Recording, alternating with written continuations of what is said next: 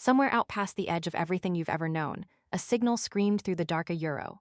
Not words, not code, just pure terror translated into light. 1,000 worlds went silent overnight. Whole species, gone like someone blew out a candle. And when the survivors finally found the courage to ask for help, they didn't call the strongest empire. They didn't call the oldest civilization. They called the one race everyone else had spent centuries trying to forget. Earth picked up the phone, and humanity, scarred, never broken, said, yes, Deep Space Relay Station Kestrel 9 hadn't logged a real emergency ping in 11 years. So when the alarms went off at 300 hours, Ensign Marcus Reyes figured it was another glitch. It wasn't. The signal came from the Vantrell Compact, a coalition of 17 star systems out on the galactic rim Euros. Folks Earth barely had diplomatic ties with. Proud people, the kind who never asked for a hand. But this transmission wasn't proud. It was raw. Screaming. A woman's voice, garbled through 3 layers of translation software, begging anyone listening to send help before the Devourer fleet reached her homeworld. Marcus didn't wait for permission. He kicked the signal straight up to Earth Defense Command. No filters, no summary, just the raw feed.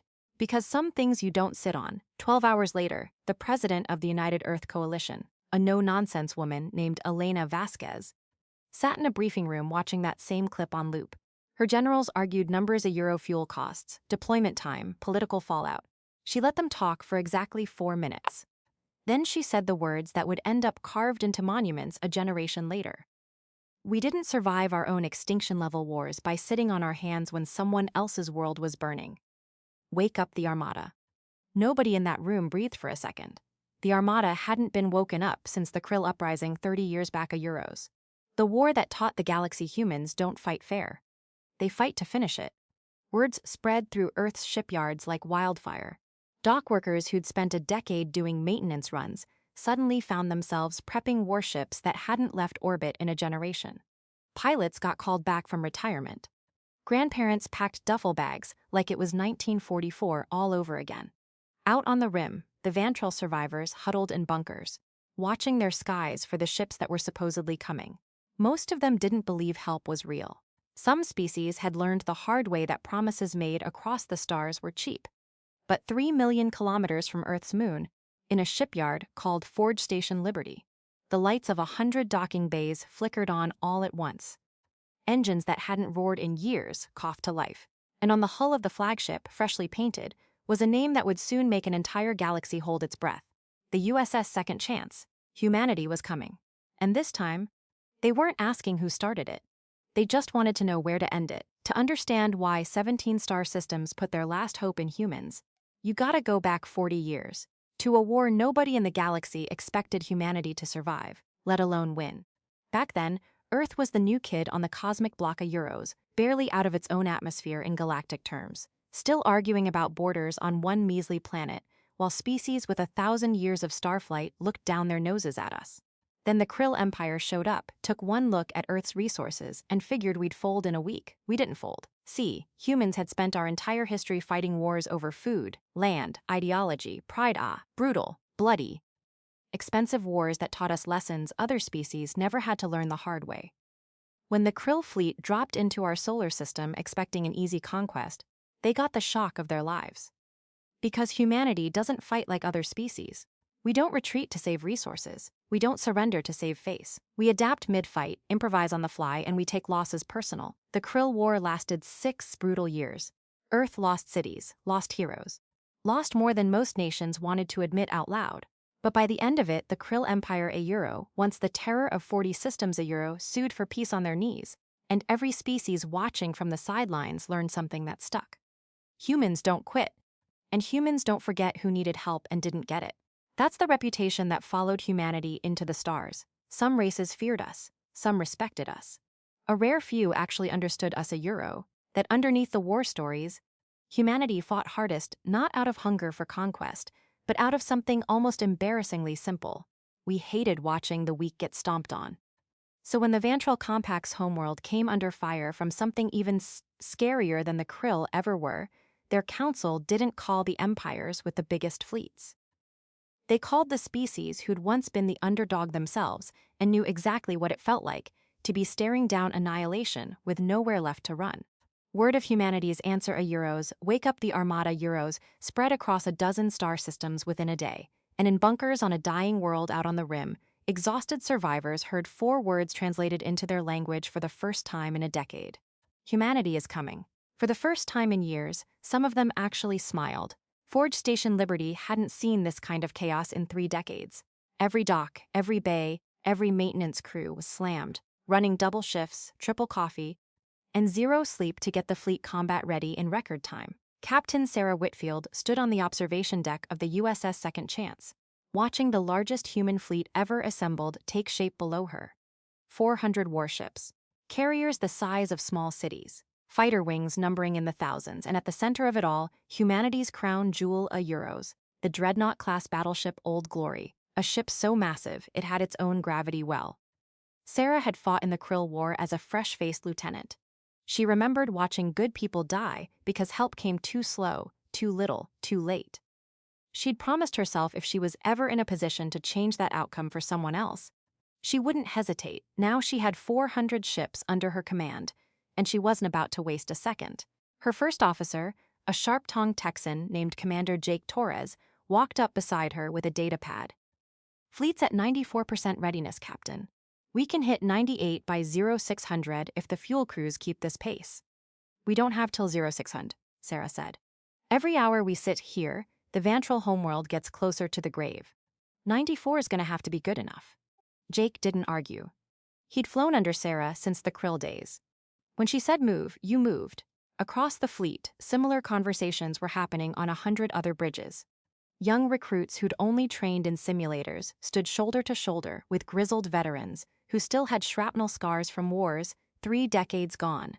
Nobody complained about the short notice. Nobody asked for more time. Because everybody on that fleet had grown up hearing stories about what happens when the cavalry doesn't show up in time. At 0447 hours, Sarah gave the order that echoed across every comm channel in the fleet. "All ships, this is Fleet Command. Spin up your jump drives. We are Vantral bound. God help whatever's waiting for us out there, because we sure as hell aren't turning back." 400 jump drives lit up in perfect unison, painting the black of space gold for one blinding second. And just like that, humanity's War Armada was moving a Euros faster than any fleet in recorded history had ever mobilized, screaming across the void toward a dying world that had almost stopped believing anyone was coming to save it. The jump to the Vantral system took 6 days a Euros, 6 days of gut-churning, waiting that felt longer than the entire Krill War combined. On board the Old Glory, tensions ran thick as motor oil. Intelligence reports trickling in from surviving Vantral scouts painted a picture nobody wanted to believe. This devourer fleet wasn't like anything humanity had fought before. Reports described ships that didn't just destroy planets a Euros, they stripped them bare, systematically, like locusts working a field. 16 of the 17 Vantral systems had already gone dark. Only the homeworld remained, and barely. Private First Class Danny Kowalski, 22 years old and on his first deployment, sat in the mess hall pushing reconstituted eggs around his tray, trying not to look as scared as he felt. "You all right, Rook?" asked Gunnery Sergeant Aisha Bello, sliding into the seat across from him. 20 years in the service, 3 combat tours, hands steady as bedrock. "Just thinking about the report, Sarge. 16 systems. Gone. What are we walking into?" Aisha set down her fork. "I'll tell you what we're walking into, Kowalski. We're walking into the fight humanity was built for. You know what makes us different from every other species out here? When things get bad, when the odds go south, humans don't run the numbers and bail. We dig in harder. That's not bravado, kid, that's just who we are." Danny nodded, but the fear didn't fully leave his eyes. "Look," Aisha continued, "I was there in the Krill War. I've seen what humans can do when we're backed into a corner with everything on the line. This devourer fleet, whoever they are, whatever they've beaten before a Euros, they've never fought us. And that matters more than they know." On the bridge, Captain Whitfield reviewed the latest scout footage with grim focus. The devourer ships were massive, black-holed things that seemed to absorb light rather than reflect it, moving with an eerie, coordinated silence that unsettled even veteran officers. "Captain," said her sensor officer, "scouts confirm the devourer fleet has already begun its final approach on the Vantral homeworld. ETA to planetary bombardment. 19 hours. Sarah did the math in her head. 19 hours for the enemy. 11 hours till the human fleet arrived. It would be close. Too close for comfort. But close was something humanity had made a career out of turning into victory. Increase speed to maximum safe jump interval, Sarah ordered. We are not losing this by 8 hours. Push the engines. Push everything.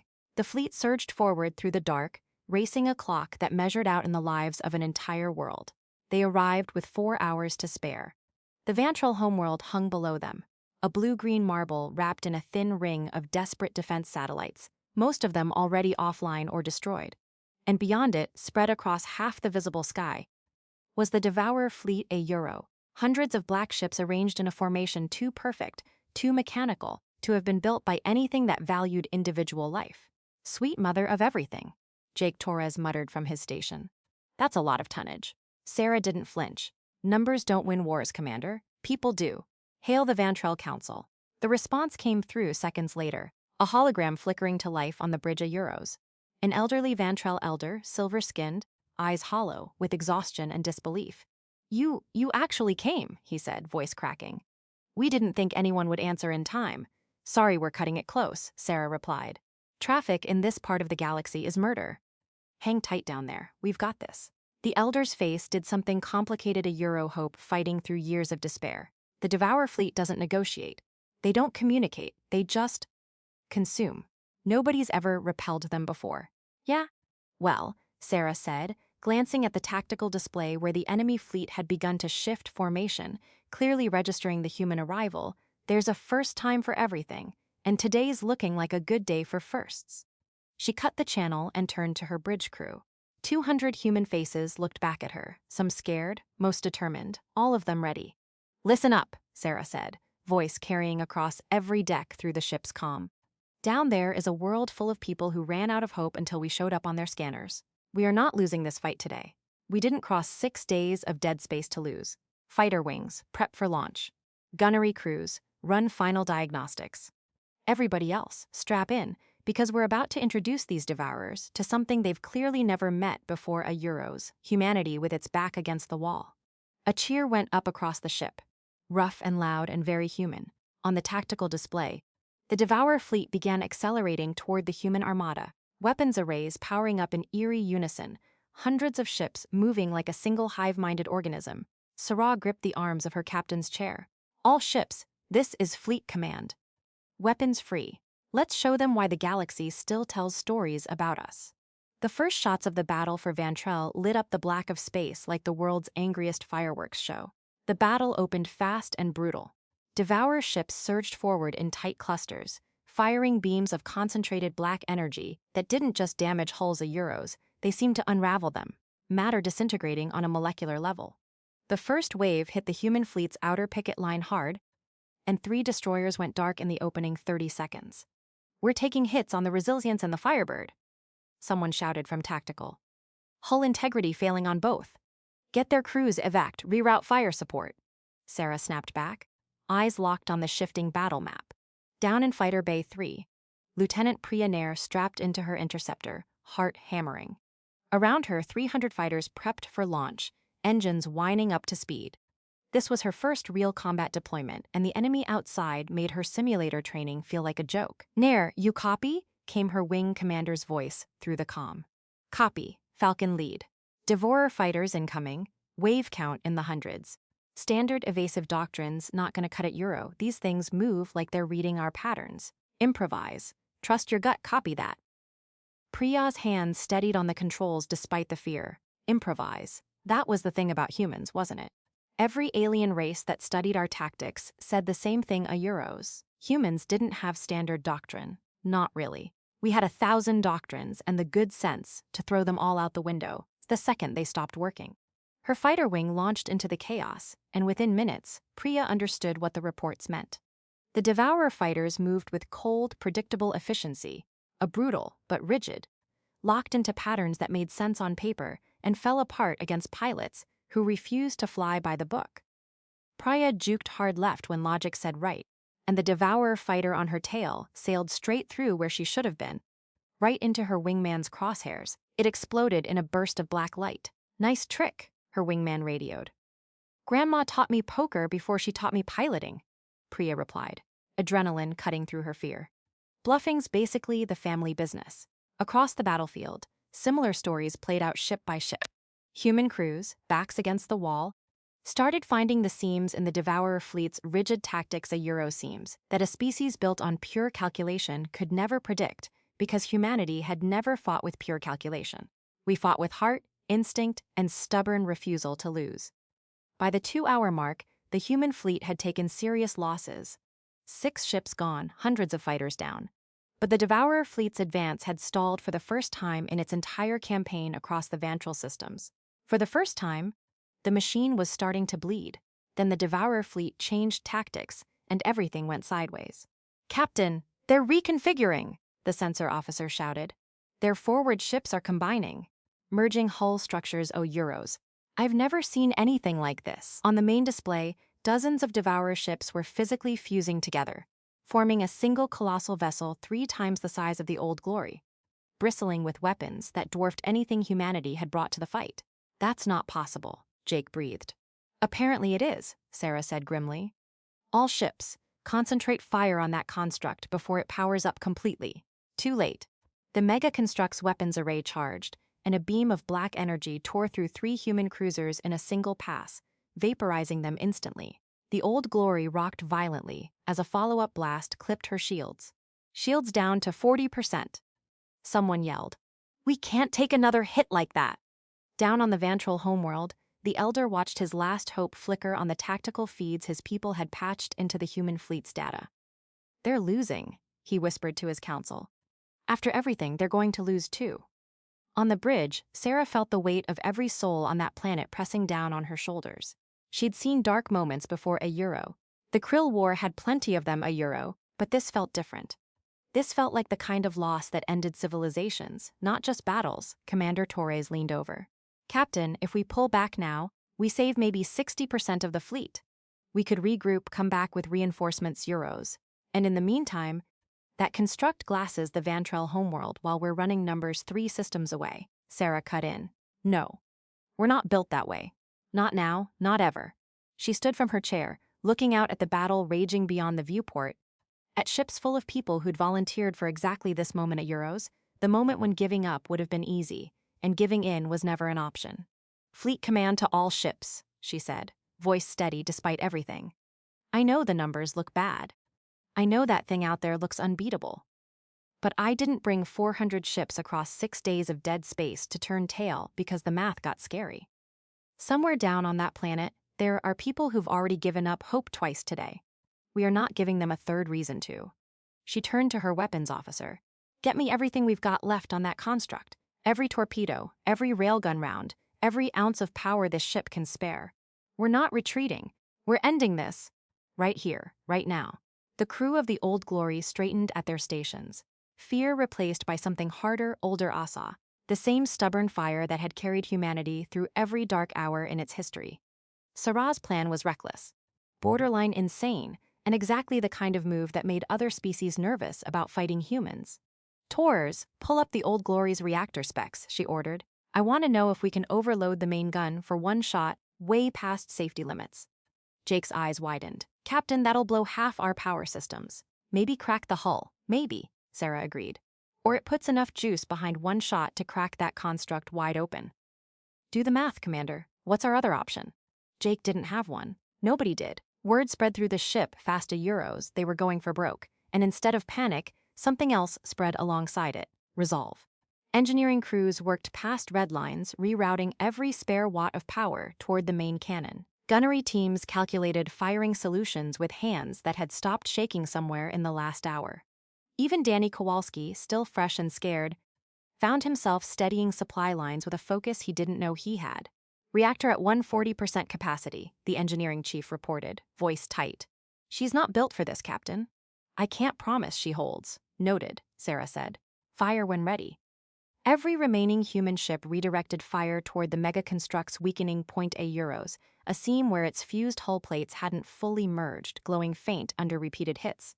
It was Priya Nair's fighter wing that spotted it first, buzzing dangerously close during a strafing run. "Falcon lead to Fleet Command.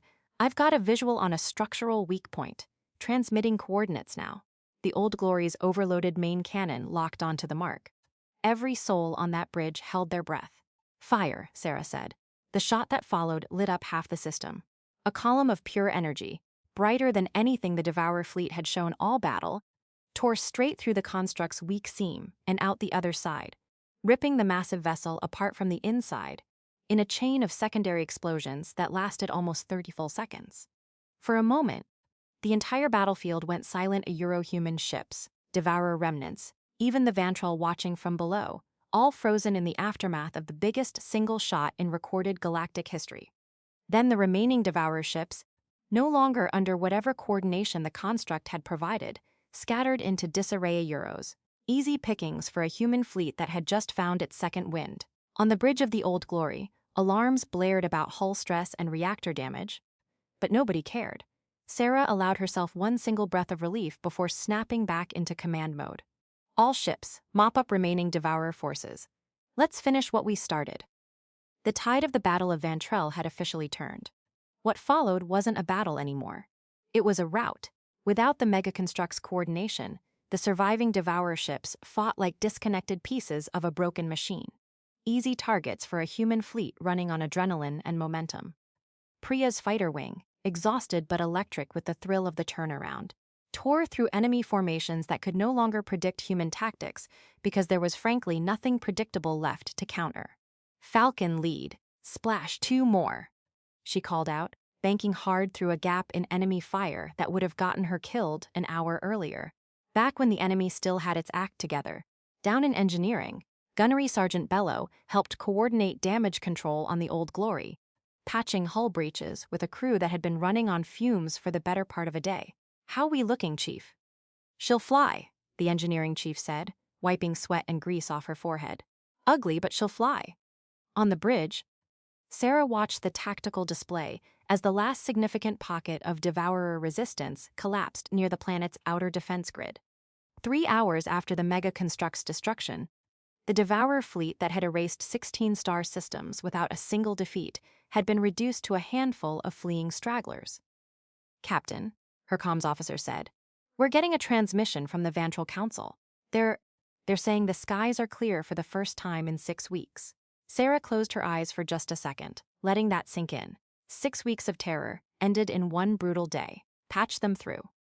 The elder's face appeared again. And this time there were no words at first. Euro, just tears, unashamed and overflowing, running down Silver's skin. "You saved us," he finally managed. "You saved everyone." "We got here in time," Sarah corrected gently. "That's thanks to your people holding out as long as you did. Don't sell yourselves short." Across the fleet, similar moments played out. Euro's human crews checking in on each other, counting losses, counting the cost of the day. 22 ships lost, over 400 fighters. Thousands of lives, human lives, spent to save a world of strangers who, until 6 days ago, humanity had barely known existed. Danny Kozalski, still shaky from his first taste of real combat, found Sergeant Bello in the mess hall afterward. "We really did it, huh, Sarge?" Bello clapped him on the shoulder, exhaustion and pride mixing on her weathered face. "Yeah, Rook, we really did. Welcome to the family business." Above the Vantrell homeworld, as the last Devourer stragglers fled into deep space, humanity's battered but victorious armada held position, standing guard over a world full of people who would never forget the day the human fleet answered when nobody else would.